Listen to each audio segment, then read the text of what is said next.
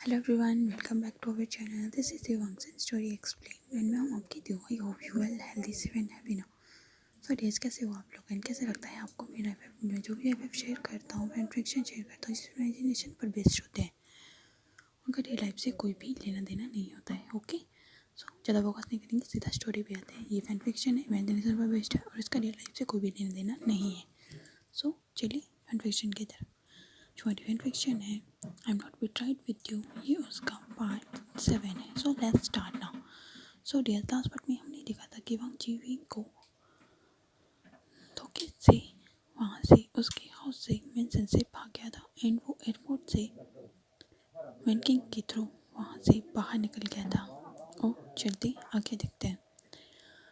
Wing wing जो था वो अपने हाउस में बस सो रहा था। उसे कुछ भी इस बारे में पता नहीं था। वो बेसिकली बहुत ज़्यादा गुस्से में था नॉर्मली।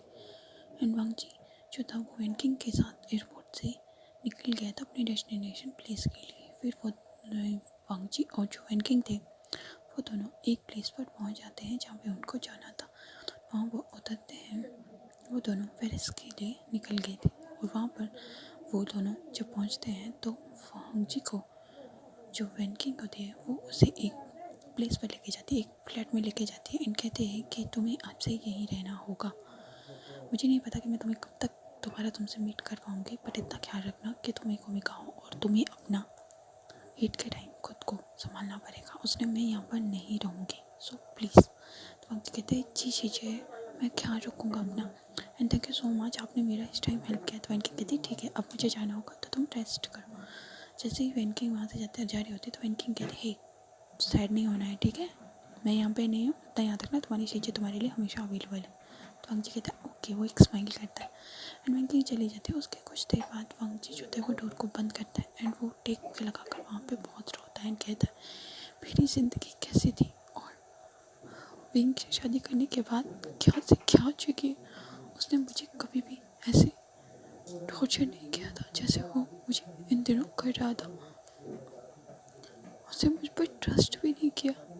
थैंक गॉड कि मैं वहाँ से निकला। वो बहुत ज़्यादा रोता है एंड फिर वो उसके बाद अपनी आंखों से आंसू पोंछता है एंड उसके बाद अपने लिए कुछ खाने के लिए बनाता है एंड फिर वो खाकर सो जाता है। दूसरी तरफ हमारा विंग, जो उसकी नींद खुली थी, उसने वांग जी को वहाँ पर नहीं पाया अपने मिशन में, तो वो बहुत ज़्यादा गुस्से में आ गया था। उसने भी सभी बॉडीगार्ड से पूछा लेकिन सब किसी को भी वांग जी के बारे में कोई भी इंफॉर्मेशन नहीं था, इसलिए सभी लोग बहुत टेंस्ड होकर सब पूछ रहे थे। वांग जी को सभी जगह ढूंढा गया।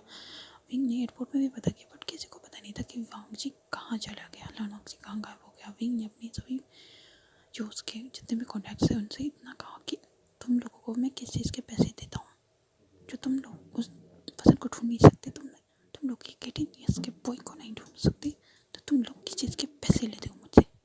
हाँ, कोई बच्चा नहीं है, 18 साल का लड़का है, कोई टीनेजर बॉय है, छोटा बच्चा नहीं है जो तुम लोग उसे ढूंढने। तो कहते हैं सॉरी सर, हम बहुत ढूंढने की कोशिश करें। एक तो बहुत ज़्यादा गुस्से में था। एक दोस्त के पास जो वो प्राइवेट नंबर से फ़ोटोज़ आई थी उनकी वजह से वो बहुत ज़्यादा गुस्सा था। दूसरी तरफ से वांग जी भी गायब था। वांग जी को विंग पागलों की तरह ढूंढे जा रहा था बट वांग जी का कोई पता नहीं था। वांग जी को हर कंट्री में, हर बीजिंग में, पूरे साउथ कोरिया में विंग ने ढूंढा था बट वांग जी कहीं भी नहीं मिला उसे। इसी तरह एक मंथ बीत जाता है एंड एक मंथ के बाद विंग जो था वो अपनी एक मीटिंग में बैठा होता है जहाँ पर उसका जो बॉडी गार्ड है वैनिंग, वो बैठा होता है एंड वैनिंग उसे कहता है कि मुझे जाना होगा क्योंकि मुझे हुसैन को लेके डॉक्टर के पास जाना है, सो प्लीज़। तो विंग कहते हैं श्योर, तुम उसे लेके जा सकते हो, इसके लिए तुम्हें मुझसे परमिशन लेने की ज़रूरत नहीं है, तुम मेरे बेस्ट फ्रेंड हो वैनिंग। वैनिंग कहते हैं ठीक है। फिर वैनिंग अपने हस्बैंड को हुसैन के साथ जो अपने गाड़ी में निकलता है, न्यू हुसैन को लेके हॉस्पिटल में जाता है जहाँ पर उसका चेकअप होता है क्योंकि न्यू हुसैन प्रेग्नेंट था, वो 2 मंथ्स प्रेग्नेंट था, तो उसका पर मंथली चेकअप होता था, इसलिए विंग जो था उसने उसे परमिशन दे दिया था। तो उसी तरह हमारा विंग जो था वो गुस्से में उबल रहा था क्योंकि वो 1 महीने से अपने हस्बैंड को ढूंढ रहा है जो कि उसे नहीं मिल रहा है। दूसरी तरफ हमारा वलान वांगची जो कि अपने मॉर्निंग रूटीन की वजह से उठता है एंड उसे खुद का बहुत वीक फील हो रहा था, जिसकी वजह से वो उठता है तो उसे वीकनेस सी फील होती है एंड सडनली जैसे ब्रेकफास्ट करने वाला होता है, बात लगने के बाद शावर लेता है, ब्रेकफास्ट बनाता है, उसे वॉमिटिंग जैसा फील, इसलिए वो वॉशरूम की तरफ भागता है एंड वहाँ पर वॉमिटिंग करता है। इसको वॉश करता है एंड वो बाहर आता है एंड कहता है ये मेरे साथ क्या हो रहा है। वांगजी के साथ ये सब पूरे एक वीक से हो रहा था, जिसकी वजह से वांगजी बहुत परेशान हो गया था। वैनकिंग भी उससे बीच में मिलना ही थी, बट वांगजी ने उसे ये नहीं बताया कि ये प्रॉब्लम हुई। उसके बाद हमें थोड़ा सा टाइम स्किप करके दिखाया जाता है। वांगजी का ये डेली रूटीन हो गया था कि उसे फूड खाते वक्त हमेशा ही वॉमिटिंग आ रही थी, उसे बहुत ज़्यादा वीक हो रहा था। वैनकिंग ने वांगजी के लिए एक जॉब भी अरेंज कर दी थी, जहाँ पर वांगजी हर दिन जॉब पे जाता था, अपनी जॉब पे। उस दिन वांगजी का छुट्टी था, इसलिए वो घर पे था एंड वो जैसे फूड खाता है उसे वॉमिटिंग आती है। वॉमिटिंग के बाद उसे अचानक से उसका ब्लैक आउट हो जाता है एंड वो नीचे गिर जाता है। नीचे गिरने के बाद वांगजी को इतना तो पता था कि वो बैग की तरफ से गिरा था, तो वो वहीं पे बेहोश हो गया। दूसरी तरफ हमारा विंग जो था वो के पास एक कॉल आता है ना, उसके पास वांगजी का एक पिक्चर जो है वो पहुंच जाता है, जहाँ पर वांगजी किसी कंपनी में जॉब कर रहा था। क्योंकि वांगजी एक बिजनेसमैन है तो उसके बारे में सभी को पता था। लेकिन जैसे वो पिक्चर विंग को मिला, विंग पागलों की तरह उस जगह पर पहुंचा। उसने पता किया, बट वहाँ से पता चला कि वहाँ पर वांगजी नाम का कोई भी पर्सन काम नहीं करता। वांगजी की पिक भी उसने दिखाई, बट वो लोग साफ मुकर गए। उन्होंने कहा कि शायद वो उन्होंने किसी और को देखा होगा। लेकिन कहता है मैं अपने हस्बैंड को पहचानने में गलती नहीं कर सकता, बट वो बिल्कुल ही मुकर जाता है वो कंपनी वाला। तो वही कट वापस आ जाता। तो तब हमारे वांगजी का बहुत हालत ख़राब था एंड वो किसी तरह जब उसको हो जाता है तो वो रेंग कर अपने बेड तक पहुँचा एंड अपने बेड में सो जाता है। उसका रूम के बाहर वैनकिंग आई थी, जो कि उससे मिलने के लिए आई थी। वैनकिंग ने दरवाज़ा खटखटाया बट उससे कोई रिप्लाई नहीं मिला, इसलिए उसके पास डोर का की था। तो उसने की को जो था उसके पास सेकेंड की, उसके थ्रू उसने जब उसने रूम को खोला और फ्लैट के अंदर गया तो उसने देखा पूरा फ्लैट बिल्कुल चुप था, एकदम सन्नाटा था। फिर वो वांगजी को ढूंढता उसके रूम में गई तो उसने देखा वांगजी पूरा भिगा हुआ है एंड वो अपने बेड पर बेहोश गिरा हुआ है। उसने वांगजी को चेक करा एंड उसके बाद उसने जब चेक करा तो वो शॉक्ड हो गई एंड उसने कहा वांगजी को, वांगजी आंखें आंखें खोलो। वांगजी कहा शीजी आप यहाँ, कहते क्या हुआ है तुम्हें, तुम इस तरह से बेहोश क्यों पड़े हो। वांगजी तो पता नहीं शीजी, एक वीक से मुझे बहुत अजीब सा फील हो रहा है, मुझे वॉमिटिंग आ रही है एंड मुझे बहुत ज़्यादा वीकनेस फील हो रहा है, मैं कुछ भी खा नहीं पा रहा हूँ, मैं वर्क पे भी नहीं जा पा रहा हूँ। तो कहते हैं ठीक है तुम दे रहो, पहले तुम कपड़े चेंज करके आओ। तो वांगजी जो थे जल्दी से कपड़े चेंज करके आते किसी तरह एंड फिर वो बैठता है। वैनकिंग उसे अच्छी तरह से एग्जामिन करते, कम से कम उसे 10 बार चेक करते हैं। कहते वांगजी तुम वांगजी कहते क्या हुआ शीजी, मुझे आप इस तरह से क्या कर रहे हो। तो वैनकिंग कहती है वांगजी तुम प्रेग्नेंट हो 1 मंथ।